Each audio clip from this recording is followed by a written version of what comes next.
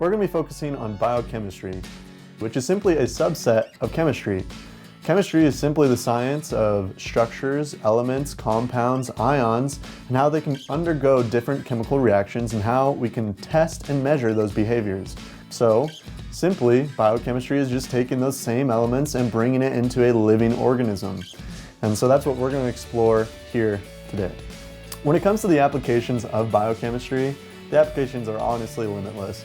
We can do anything from medicine, agriculture, heck, even looking at things like space and how those can actually interact and how those might have formed organisms here on Earth. We can look at neurobiology, and we can also look at the liver cells and how they perform their functions. And even to the smallest organisms like bacteria, where we can measure specific enzymes and see how we can get results that we want.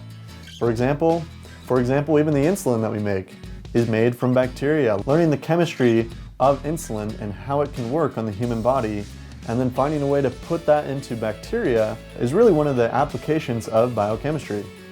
When learning biochemistry, one of the first things that you're going to need to learn is probably the metabolic pathways in the human body. This can be anything from glycolysis to fatty acid synthesis to even gluconeogenesis.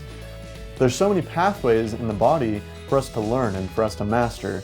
And so when it comes to biochemistry, it's a great way that we can get ourselves into the topic. So as we explore biochemistry, we hope that you join us and hope that you can learn something yourself. Understand maybe how the body works, how the body can break down glucose, or maybe potential applications for the future when it comes to agriculture or medicine like we talked about.